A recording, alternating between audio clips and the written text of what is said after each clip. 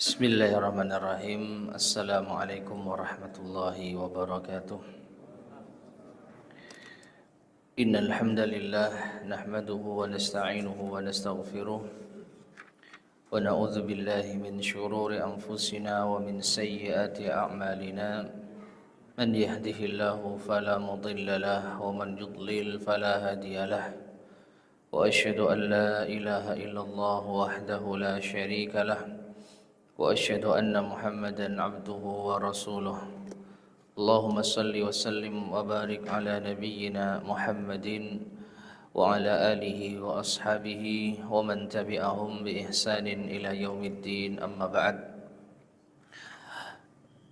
معاشر المسلمين rahimani wa rahimakumullah. Alhamdulillah, kita lanjutkan kembali kajian kita membahas kitab Al-Islamu Muyassaran ila Fityanil Islam yang disusun oleh Syekh Ali Hasan Al-Halabi rahimahullahu ta'ala. Dan sekarang kita masuk pada bagian ke-23, yaitu Al-Jihadu fi Sabilillah ila Fityanil Islam, jihad di jalan Allah bagi para pemuda Islam. Poin yang pertama, qala al-muallifu rahimahullah, al-jihadu ma'khudun fil lughati minal juhdi. Jihad diambil dari segi bahasa dari kata al-juhud, wa huwa at-ta'ab wal masyaqqatu wat taqah. Dan al-juhud sendiri maknanya adalah at-ta'ab, lelah, wal masyaqqah, berat, wat taqah, kemampuan. Jadi al-jihad secara bahasa diambil dari kata al-juhud. Dan dari segi bahasa ini pula lah apa yang terjadi di saat jihad, yaitu berat, lelah, dan kemampuan. Orang yang berjihad maka dia akan mengerahkan kemampuannya yang mengakibatkan ia lelah dan juga menanggung beban yang berat. Wa amma fi ma'nahu asy-syar'i, adapun dari makna secara syar'i, makna al-jihad secara syar'i, fa huwa badlu taqati fi mudafa'atil a'da', yaitu mengerahkan kemampuan untuk melawan musuh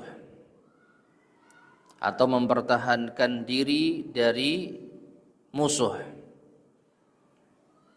Da'watan lahum ila dinil haq, sebagai dakwah, seruan kepada mereka kepada agama yang hak. Waraddan li'udwanihim ala dinil haq, dan menolak permusuhan mereka atas agama yang hak. Ma'asyar muslimin rahimani wa rahimakumullah. Jika kita perhatikan makna jihad secara syar'i yang dibawakan oleh al-muallif rahimahullahu ta'ala, ini cenderung pada jihad al-qital, jihad peperangan. Karena nanti al-mu'allif rahimahullah pada bagian yang kedua akan menjelaskan tingkatan-tingkatan jihad. Karena tidak semua jihad itu dengan peperangan. Bahkan jihad yang pertama itu adalah jihadun nafs, jihad melawan hawa nafsu. Dan jihad peperangan melawan musuh itu tingkatan setelah jihad an-nafs. Namun karena sudah menjadi makna yang umum dipahami oleh kaum muslimin bahwa jihad itu identik dengan berperang, makanya al-muallif rahimahullah langsung memaknai jihad secara syar'i yaitu berperang, yaitu mengerahkan kemampuan untuk melawan musuh dalam rangka berdakwah kepada agama yang hak ini dan menolak permusuhan mereka terhadap agama yang hak.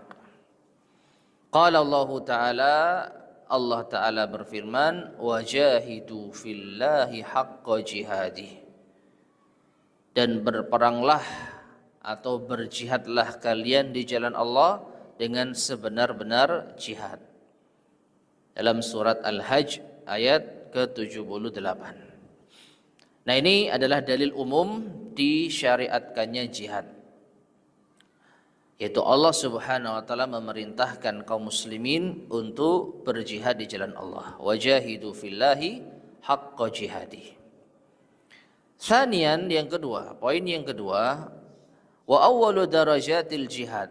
Sedangkan derajat jihad yang pertama, tingkatan jihad yang pertama adalah jihadun nafs, memerangi hawa nafsu, atau jihad melawan hawa nafsu.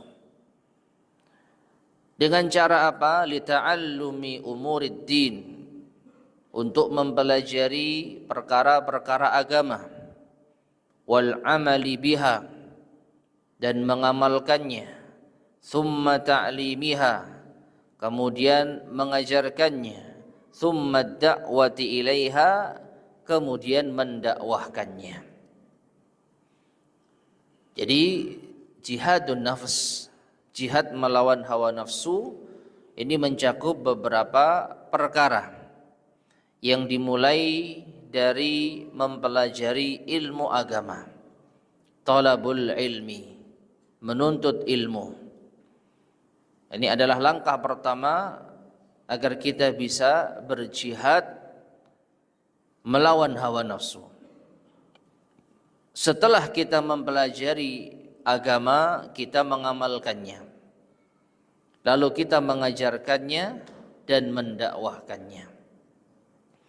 Maka para penuntut ilmu, para ulama, mereka juga layak disebut sebagai mujahid, meskipun dalam lingkup yang sempit, dalam lingkup yang khusus, berjihad di jalan Allah di dalam memerangi hawa nafsu. Dan jihad yang pertama inilah yang nantinya akan menentukan tingkatan jihad setelahnya. Ya. Adapun dalil dari firman Allah Subhanahu wa taala tentang jihad melawan hawa nafsu ini, di sini al-muallif membawakan firman Allah Subhanahu wa taala dalam surat Ar-Rum ayat ke-69. Qala Allah Ta'ala, walladzina jahadu fina lanahdiyannahum subulana. Dan orang-orang yang berjihad di jalan kami, maka kami akan tunjukkan kepada mereka jalan-jalan kami. Nah, di sini isyarat bahwa menuntut ilmu agama dan mengajarkan agama termasuk jihad di jalan Allah, termasuk jihad di jalan Allah Subhanahu wa taala. Karena Allah berfirman, lanahdiyannahum, akan kami tunjukkan kepada mereka, akan kami tunjukkan kepada mereka jalan-jalan kami, yaitu dengan kita menuntut ilmu dan juga mengamalkan dan mengajarkannya. Nah, kemudian tingkatan berikutnya setelah jihadun nafs adalah jihadus syaitan, jihad melawan syaitan. Raddan ala ma ya'ti bihi min syahawatin alal badan, yaitu menolak apa yang dibawa oleh syaitan berupa syahwat, bisikan-bisikan syahwat alal badan, terhadap anggota tubuh kita. Au syubuhatin ilal qalb, atau syubuhat yang menyerang hati kita. Awil aql, atau akal kita. Liyasrifan nasa 'anil huda, untuk memalingkan manusia dari petunjuk. Wa yuqi'ahum fi dzulmi wal hawa, dan menimpakan mereka di dalam kezaliman dan hawa nafsu. Allah berfirman dalam surat Fatir ayat yang ke-6, "Inna syaitana lakum adu fattakhidhuhu aduwa." Sesungguhnya syaitan bagi kalian adalah musuh, maka jadikanlah ia sebagai musuh. Taib. Jadi tingkatan kedua dari jihad adalah jihad melawan syaitan. Nah, kalau kita perhatikan, mustahil kita bisa berjihad melawan syaitan tanpa dibekali ilmu. Tanpa dibekali ilmu agama. Mustahil orang bisa melawan bisikan-bisikan syaitan tanpa bekal ilmu agama. Karena dengan ilmu agamalah dia tahu mana yang halal, mana yang haram. Dia tahu bagaimana cara beribadah kepada Allah yang benar. Dia tahu apa syarat diterimanya amal. Dia tahu apa yang dilarang oleh Allah Subhanahu wa taala. Maka jihad melawan syaitan akan bisa diantisipasi dengan ilmu. Maka yang tadi saya sampaikan, tingkatan jihad yang pertama ini yang menentukan. Dengan ilmu agama itulah dia bisa melawan syaitan. Tentu dengan hidayah dari Allah Subhanahu wa taala pula. Karena sekedar ilmu agama saja tetapi tidak mendapatkan hidayah dari Allah, maka seseorang akan menyimpang. Namun tanpa ilmu agama seseorang juga tidak akan mungkin berada di jalan yang lurus. Jadi ilmu agama kemudian hidayah, inilah yang bisa menjadi penangkal dari syaitan. Taib. Kemudian baru yang ketiga, tingkatan jihad yang ketiga, wa jihadul kuffari wal musyrikin. Jihad melawan orang-orang kafir dan orang-orang musyrik. Dakwatan lahum, sebagai dakwah kepada mereka atau mendakwahi mereka. Wa raddan li'udwanihim, atau menangkal permusuhan mereka. Dan jihad melawan orang-orang kafir dan musyrik ini dengan 4 cara. Wa yakunu bil yad, dengan tangan, wal mal, dengan harta, wal lisan, dengan lisan, wal qalb, dan dengan hati. Jadi berjihad melawan orang-orang kafir dan musyrik itu dengan 4 hal ini. Ada kalanya dengan tangan, yaitu dengan apa? Kekuatan, berperang secara fisik, bertempur di medan perang. Ada kalanya berjihad melawan mereka dengan harta. Ya, berjihad dengan harta. Baik memberikan harta kita kepada para pejuang dari kaum muslimin sebagai bekal bagi mereka di medan pertempuran. Atau dengan harta itu kita bisa mempersempit ruang gerak orang-orang kafir di dalam memusuhi kaum muslimin. Misalkan dari segi pekerjaan, seseorang bisa berjihad melawan orang-orang kafir. Tatkala kaum muslimin membutuhkan lapangan pekerjaan misalkan, lalu ada orang-orang kafir membawa agenda, katakanlah kristenisasi, yang mereka mengucurkan dana yang begitu banyak, berusaha untuk menggoyang keimanan kaum muslimin. Lalu ada seorang muhsinin yang berjihad dengan hartanya, menangkal program kristenisasi tersebut dengan memberikan kepada kaum muslimin pekerjaan atau harta sehingga mereka tidak butuh kepada orang-orang kafir. Ya. Jadi tatkala orang kafir berusaha untuk menyerang kaum muslimin, akidah mereka dengan harta, lalu kaum muslimin pun juga menangkalnya dengan harta. Maka ini juga bisa masuk jihad melawan orang-orang kafir dengan apa? Harta. Meskipun tanpa ada peperangan. Karena mereka memerangi kaum muslimin juga bukan hanya dengan senjata. Orang-orang kafir menyerang kaum muslimin dengan pemikiran, budaya, gaya hidup. Tanpa kita sadari, kebiasaan, budaya, gaya hidup orang-orang kafir masuk di tengah-tengah kaum muslimin. Di antara dengan apa? Harta yang mereka tawarkan. Maka termasuk bentuk jihad seorang muslim dengan hartanya, yaitu menangkal itu semua. Taib. Adapun yang ketiga dengan lisan. Berjihad dengan lisan.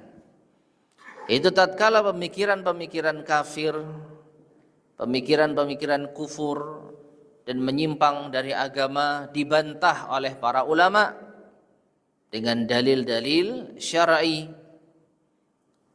Yang dengan itu kaum muslimin mendapatkan pencerahan, mendapatkan penjelasan dari syubhat-syubhat yang mereka tawarkan. Seperti yang tadi saya sampaikan, mereka tidak hanya menyerang kaum muslimin dengan senjata, tapi ada kalanya dengan pemikiran. Dan banyak tanpa kita sadari pemikiran-pemikiran orang kafir masuk ke dalam yaitu lingkup kaum muslimin. Seperti persamaan gender, ya, yang menuntut persamaan hak antara laki-laki dan wanita, kesetaraan gender, ya, kemudian dan yang lainnya. Maka Islam atau seorang ulama, dia memiliki peran yang sangat penting di dalam menangkal syubhat semacam ini dengan apa? Lisannya. Dengan lisannya, ya, dengan ilmu yang ia miliki, ia bantah pemikiran-pemikiran yang menyimpang dari orang-orang kafir. Dan yang terakhir, berjihad dengan apa? Hati. Tatkala sudah tidak memiliki kemampuan secara kekuatan, juga tidak punya harta, dan juga tidak mampu melawan dengan lisannya, maka hati ini batas minimal. Seseorang harus melawan kekufuran dan kemusyrikan. Dan ini diambil dari sabda Nabi SAW, "Man ra'a minkum munkaran falyughayyirhu biyadihi, fa illam yastati' fa bilisanihi, fa illam yastati' fa biqalbihi, wa dzalika adhaful iman." Apabila kalian melihat kemungkaran, maka rubahlah dengan tangannya, dengan kekuatan, masuk juga dengan harta. Jika tidak mampu, maka rubahlah dengan lisannya, dengan dakwah, dengan nasihat, dengan seruan kebaikan. Namun jika tidak mampu, maka rubahlah dengan hatinya. Ingkari kemungkaran, kemusyrikan, kekufuran dengan hati. Ini batas minimal. Wa dzalika adhaful iman. Dan itu adalah selemah-lemahnya keimanan. Jadi tidak ada lagi jihad, ya, di bawah jihad dengan hati. Itu yang paling minimal. Ketika melihat kekufuran dan kemusyrikan, dia wajib melawannya sesuai dengan kemampuan. Kemudian di sini al-muallif rahimahullah membawakan firman Allah Subhanahu wa taala dalam surat At-Taubah ayat ke-20. Qala Allah Ta'ala, alladzina amanu wa hajaru wa jahadu fi sabilillahi bi amwalihim wa anfusihim a'zamu darajatan indallah wa ulaika humul faizun.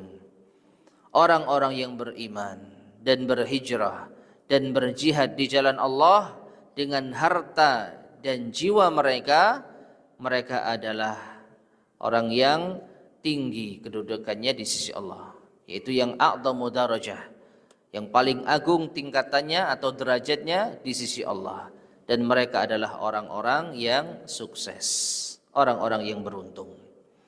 Nah, di sini Allah Subhanahu wa taala menyebutkan berjihad di jalan Allah dengan dua hal, bi amwalihim wa anfusihim, harta dan jiwa. Adapun berjihad dengan lisan dan hati itu kita ambil dari hadis Nabi sallallahu alaihi wasallam yang lainnya, yaitu qala sallallahu alaihi wasallam, Rasulullah sallallahu alaihi wasallam bersabda, wajahidul musyrikina bi amwalikum wa anfusikum wa alsinatikum, ya, dan berjihadlah kalian melawan orang-orang musyrik dengan harta kalian, jiwa kalian dan lisan kalian. Faman lam yastati an yujahida nafsahu wa syaitanahu. Kemudian beliau menjelaskan, maka barang siapa yang tidak mampu berjihad melawan dirinya dan melawan syaitan yang ada pada dirinya, falan yastati'a an yujahida a'da ad-din minal kuffari wal musyrikin, maka dia tidak akan mungkin bisa berjihad, ya, tidak akan mungkin mampu untuk berjihad melawan musuh-musuh agama dari kalangan orang-orang kafir dan musyrik. Nah, jadi jihad yang ketiga ini, ma'asyar muslimin rahimani wa rahimakumullah, mustahil bisa terwujud tanpa jihad yang pertama dan kedua. Nah, seorang kalau mau berjihad melawan orang-orang kafir dengan harta, jiwa, kemudian lisan dan hati, maka dia harus terlebih dahulu menaklukkan hawa nafsunya.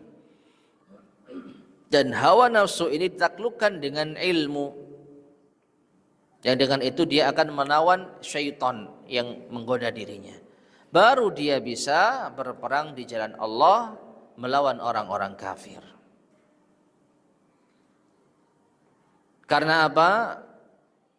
Secara naluri manusia tidak ada yang menginginkan kematian.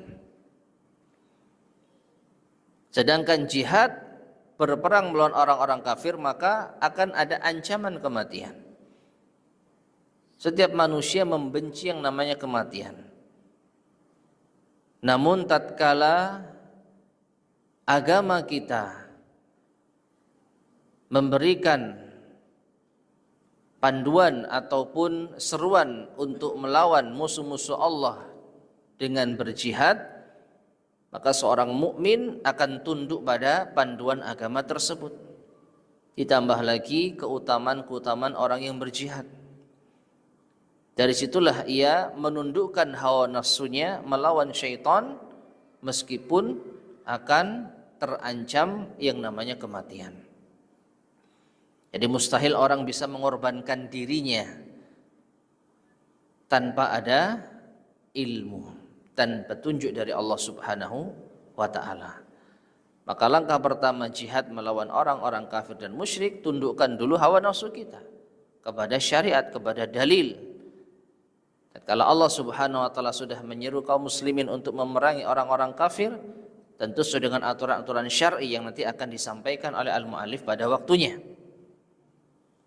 Maka seseorang akan apa? Dengan mudah untuk mengorbankan jiwa dan raganya demi membela agama Allah Subhanahu wa ta'ala.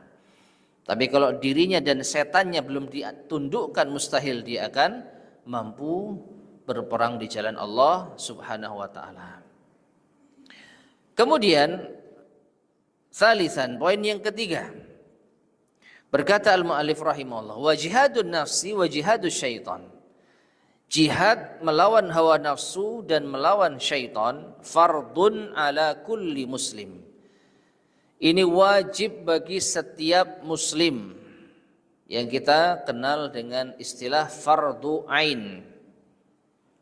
Setiap muslim wajib untuk berjihad melawan hawa nafsu dan melawan asyaitan.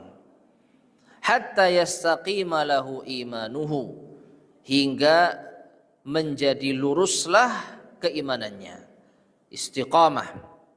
Wa yatma'inna qalbuhu, menjadi tenanglah hatinya. Wa yansyariha sadruhu, menjadi lapang dadanya.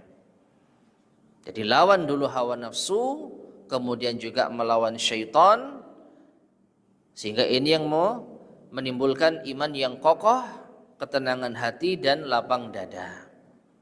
Maka wajib setiap muslim berusaha semampunya untuk melawan hawa nafsu dan melawan syaitan.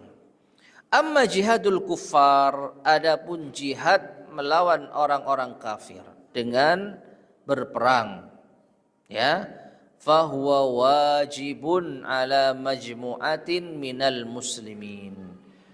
Maka ini hukumnya wajib bagi sekelompok kaum muslimin. Tidak setiap muslim wajib berjihad dengan berperang. Tapi yang diwajibkan adalah sekelompok kaum muslimin. Alladzina iltazamu bi ahkami syara'. Yang mereka berpegang teguh dengan hukum-hukum syar'i. Wa qamu bi faraidihi. Mereka juga menegakkan kewajiban-kewajiban syariat. Yakfuna bima yakumuna bih, maka mereka sudah mencukupi, mewakili untuk menegakkan jihad ini. Minal jihad ikhwanahumul muslimin, itu tidak melibatkan kaum muslimin yang lainnya. Jadi kalau sudah ada sekelompok kaum muslimin yang mencukupi untuk berjihad di jalan Allah, maka kaum muslimin yang lain tidak terkena beban kewajiban. Yang ini mungkin juga bisa kita sebut dengan fardu kifayah. Jihad melawan orang-orang kafir. Namun apabila pemimpin kaum muslimin sudah menunjuk orang-orang tertentu untuk ikut berjihad, maka hukumnya wajib bagi mereka. Jadi secara asal jihad berperang dengan orang-orang kafir, khususnya jihad al-qital atau jihad menyerang. Ya, jihad menyerang, bukan jihad bertahan.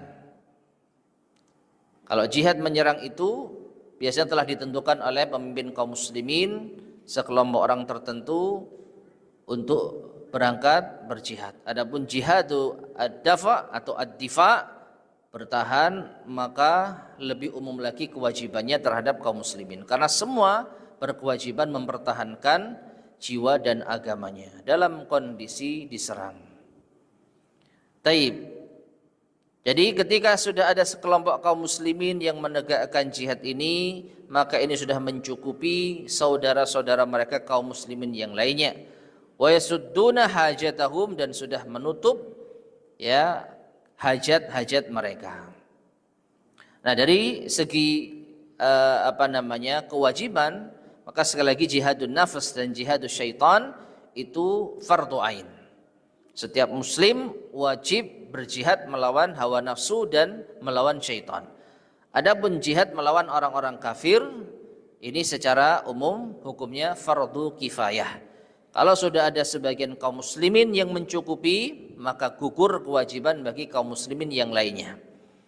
Dan tentu saja ini sesuai dengan kebijakan dari pemimpin. Siapakah yang pantas memenuhi persyaratan dari segi apa? Dari segi kualitas agama, ya. Makanya disebutkan di sini apa? Iltazamu bi ahkami syara', berpegang teguh dengan hukum syariat.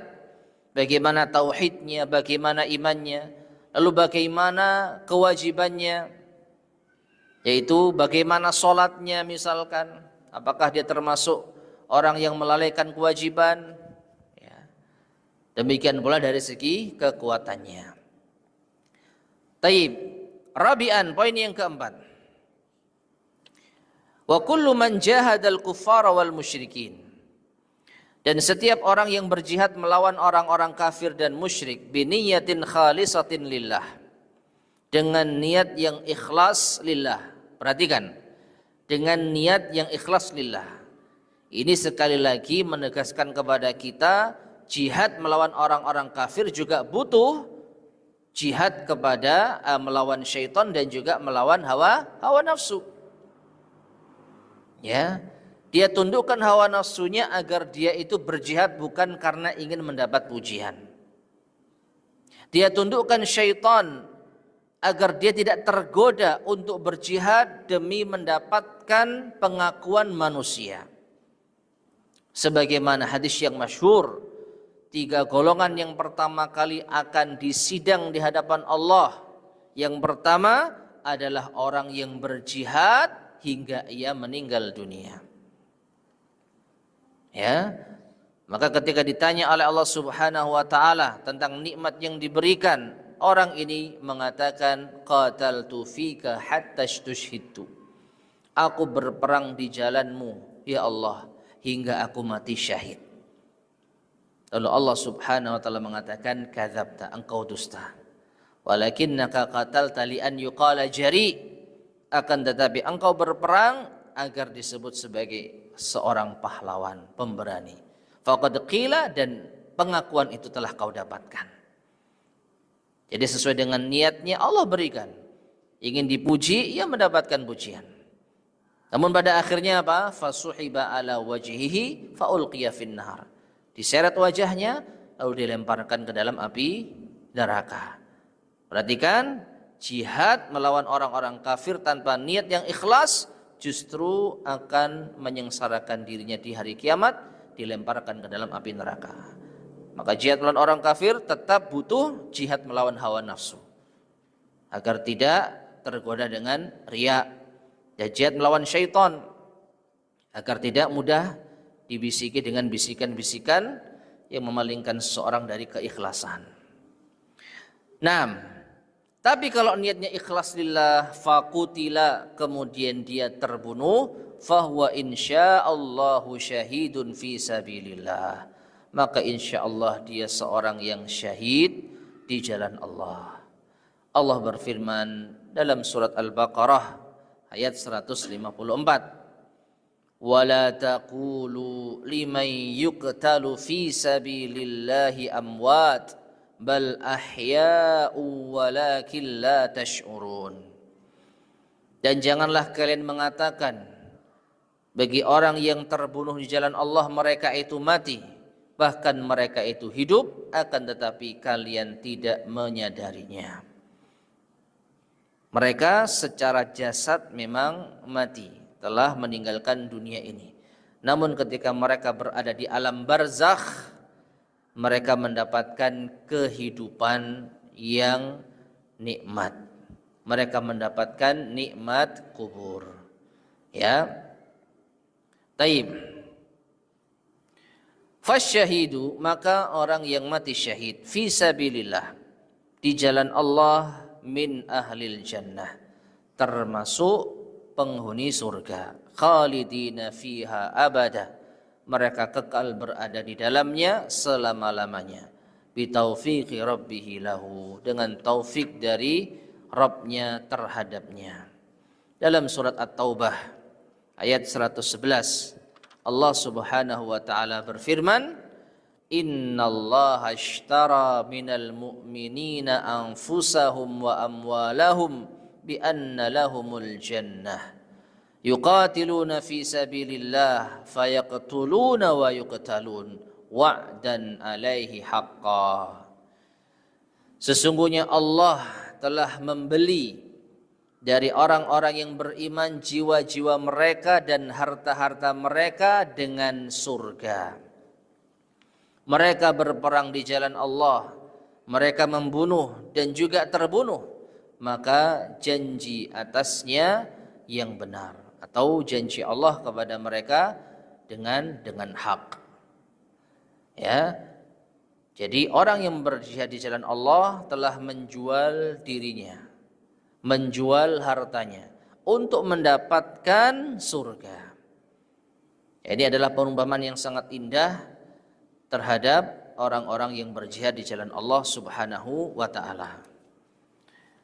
Taib. Kemudian poin yang kelima, khamisan, wal jihadu fi sabilillahi ta'ala rahmatun li ghairil muslimin.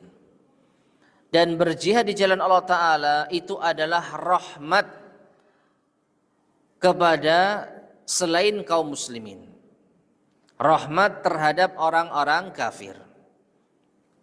Ya, jadi jihad ini jangan dipahami sesuatu yang mengerikan, sesuatu yang merusak.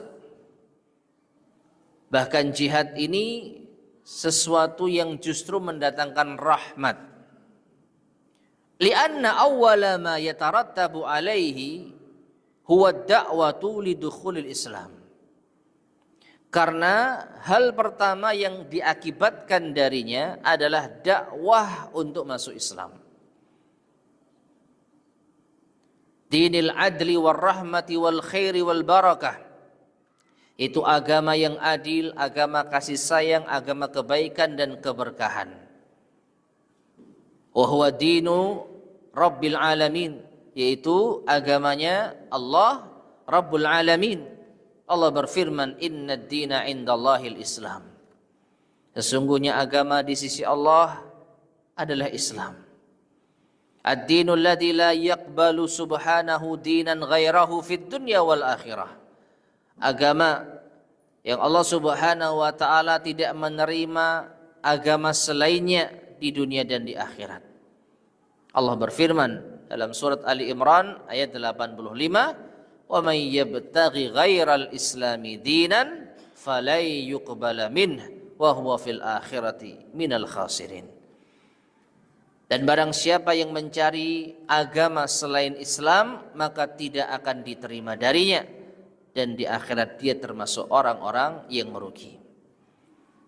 Jadi justru jihad ini adalah sarana seseorang itu didakwahi untuk masuk Islam. Dengan adanya seruan kepada mereka. Faman lam yastajib, dan barang siapa yang tidak memenuhi seruan dakwah ini, minal musyrikin wal kuffar, dari kalangan orang-orang musyrik dan kafir, musirran ala an yabqa ala dinih, dan dia terus menerus di atas agamanya, fa alaihi daf'u jizyatin lil muslimina fi daulatihim, maka dia wajib untuk menyerahkan jizyah, yaitu upeti bagi kaum muslimin di negeri mereka. Wa hiya malun yadfa'unahu muqabila himayatihim, itu harta yang mereka orang-orang kafir serahkan sebagai kompensasi dari penjagaan terhadap mereka. Waliyakuna alamata qabulihim wansiyaihim, dan juga sebagai tanda mereka menerima dan patuh kepada kaum muslimin.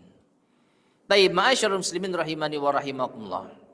Dalam hal ini Allah Ta'ala berfirman, wala ala ikraha fiddin, ya.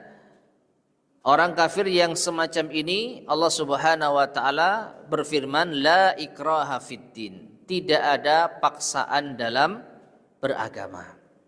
Nah, jadi perhatikan alur jihad melawan orang-orang kafir. Langkah awal jihad melawan orang-orang kafir tidak serta-merta langsung diserang, kecuali jika memang ada pendahuluan, dalam artian mereka menyerang kaum muslimin terlebih dahulu, lalu kaum muslim membalas mereka. Ini permasalahan lain. Ini sebagai bentuk, yaitu menunjukkan kepada mereka bahwa kaum muslimin tidak bisa ditindas begitu saja. Namun jihad yang dimaksud di sini yang dengannya ada tujuan dakwah adalah ketika kaum muslimin mengutus pasukan ke suatu negeri, mereka di sana yang pertama adalah menyeru penduduk negeri tersebut untuk masuk Islam. Kenapa dengan pasukan? Karena mengantisipasi terjadinya hal yang tidak diinginkan. Nanti itu langkah yang ketiga. Jadi langkah yang pertama, dakwahi dulu mereka kepada agama Islam. Ya, dakwahi mereka dulu agama Islam. Kalau mereka menerima, alhamdulillah, maka tidak ada pertumpahan darah, tidak ada peperangan. Namun kalau mereka tidak menerima, tetapi mereka mengizinkan kaum muslimin untuk berdakwah, ya, Jadi ketika kaum muslimin masuk ke negeri mereka, mereka tidak masuk Islam tetapi mengizinkan kaum muslimin untuk berdakwah, maka di situ tidak ada paksaan dalam agama. Yang mau masuk Islam silakan, yang tidak ada paksaan. Tapi mereka wajib membayar jizyah. Dan jizyah ini adalah tanda bahwa mereka membayar semacam harta tertentu sebagai kompensasi dari penjagaan terhadap mereka. Artinya wilayah mereka nanti tetap dikontrol sepenuhnya oleh kaum muslimin. Kalau ada kerusuhan misalnya, maka kaum muslimin yang mengambil tindakan. Jadi mereka terjaga.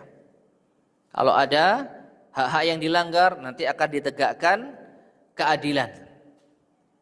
Ini yang pertama. Yang kedua, sebagai bentuk pengakuan mereka terhadap eksistensi kaum muslimin, itu bahwa mereka tunduk dan patuh di bawah kekuasaan kaum muslimin. Nah, dan dalam tahap ini tidak ada peperangan. Jadi meskipun mereka tidak mau masuk Islam, tapi karena mereka telah mengakui kaum muslimin dan tunduk di bawah kekuasaan kaum muslimin, maka la ikraha fiddin. Tidak ada paksaan dalam agama, tapi Anda wajib membayar jizyah. Baru tahap yang ketiga, faman rafadha minal musyrikin wal kuffar. Tapi kalau orang-orang musyrik dan kafir menentang dakwah, jadi mereka tidak mau mendengarkan dakwah, tidak mengizinkan dakwah, hadza wa dzak, ya, fa inna rafdahu yakunu i'lanan minhu bi rafdiddin. Maka penolakan mereka itu sama dengan pengumuman dari mereka menolak agama. Wa rafdi daulatil muslimin, dan menolak kekuasaan kaum muslimin. Fa mislu hadza la yastahiqqul hayah. Maka semacam ini tidak layak untuk hidup. Li'annahu warrafidhu laha warradu ilaiha. Karena dia yang menolaknya dan menentangnya. Wallahu ta'ala yaqul, dan Allah ta'ala berfirman, wa qatilu fi sabilillahi alladhina yuqatilunakum wa la ta'tadu innallaha la yuhibbul mu'tadin. Dalam surat Al-Baqarah ayat 190, Allah berfirman yang artinya, dan perangilah dan berperanglah kalian di jalan Allah, yaitu terhadap orang-orang yang memerangi kalian. Nah, ini maksud dari apa? Ucapan al-mu'allif kalau menolak. Menolak dakwah artinya apa? Mengajak perang. Ya, jadi kalau mereka memerangi kalian, menolak dakwah kalian, maka perangilah mereka, namun jangan melampaui batas. Sesungguhnya Allah tidak mencintai orang-orang yang melampaui batas. Nah, jadi ini adalah jihad talab, jihad menyerang, didahului dengan dakwah. Jika mereka menerima dakwah dalam artian masuk Islam, alhamdulillah, tidak ada pertumpahan darah. Jika mereka menerima dakwah, mengizinkan kaum muslimin untuk berdakwah, sehingga ada di antara penduduk negeri tersebut yang masuk Islam dan ada yang tidak masuk Islam, maka bagi yang tidak masuk Islam tidak ada paksaan dan tidak ada peperangan.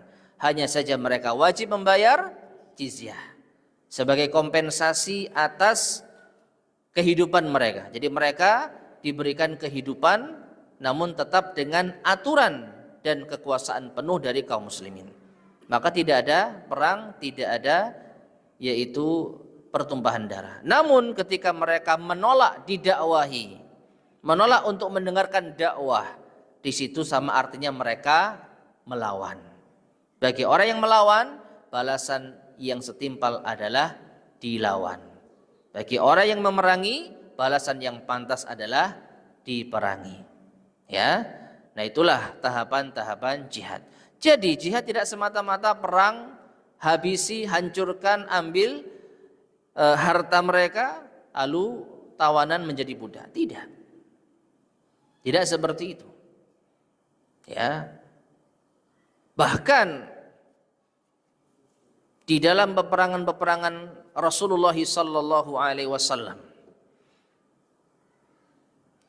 Banyak sekali budak-budak yang dibebaskan karena ada ikatan darah terhadap istri Nabi sallallahu alaihi wasallam.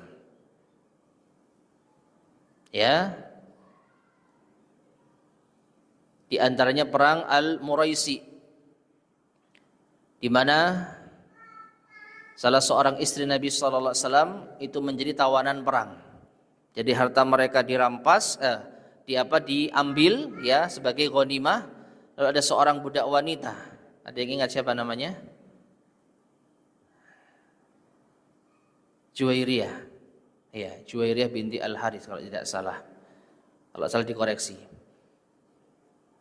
Ketika dia ditawan, lalu setibanya di Madinah, dibebaskan, lalu masuk Islam, lalu dinikahi oleh Rasulullah SAW. Lalu setelah itu ratusan tawanan perang yang memiliki hubungan darah dengan wanita ini dibebaskan oleh para sahabat radhiyallahu taala anhum. Ya. Nah, ini dengan apa? Hikmah jihad. Dengan adanya jihad, orang-orang kafir yang menentang maka mereka diperangi. Namun setelah itu tidak semata-mata mereka pokoknya jadi tawanan, jadi budak, semena-mena kaum muslim melakukan mereka, tidak. Namun justru dengan adanya tawanan perang lalu dinikahi oleh Nabi SAW setelah masuk Islam, justru banyak budak-budak yang dibebaskan oleh para sahabat radhiyallahu ta'ala anhum. Maka fal jihadu rahmatun la tidaun. Jihad adalah rahmat, bukan yaitu tidak melampaui batas. Wal jihadu ni'matun la niqmah. Jihad itu adalah nikmat, bukan azab. Qala an-nabiy sallallahu alaihi wasallam, Nabi sallallahu alaihi wasallam bersabda, afdalul amali al-imanu billah wal jihadu fi sabilih. Amalan yang paling utama adalah iman kepada Allah dan berjihad di jalan Allah Subhanahu wa taala. Taib, sudah masuk Isya ya. Nah, azan terlebih dahulu, silakan.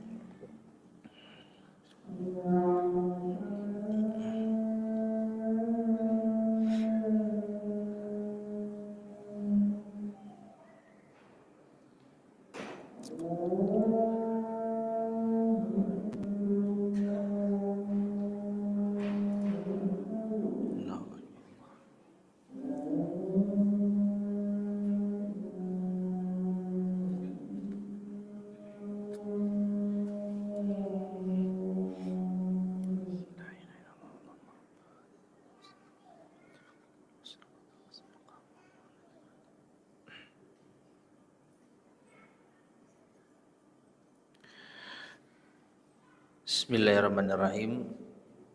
Ma'asyiral muslimin rahimani wa rahimakumullah. Kita lanjutkan kembali. Wa qala sallallahu alaihi wasallam, dan juga Rasulullah sallallahu alaihi wasallam bersabda, inna fil jannati mi'ata darajah, sesungguhnya di dalam surga ada 100 tingkatan. A'addahallahu lil mujahidin fi sabilillah, yang Allah siapkan bagi orang-orang yang berjihad di jalan Allah. Ma bainad darajataini kama bainas samai wal ard, antara satu tingkatan dengan tingkatan berikutnya jaraknya seluas. Wa an Mu'adz bin Jabal radhiyallahu anhu, dan dari Mu'adz bin Jabal radhiyallahu anhu ia berkata, qala Rasulullah sallallahu alaihi wasallam, Rasul sallallahu alaihi wasallam bersabda, ala ukhbiruka bi ra'sil amri kullih, maukah aku beritahukan kepada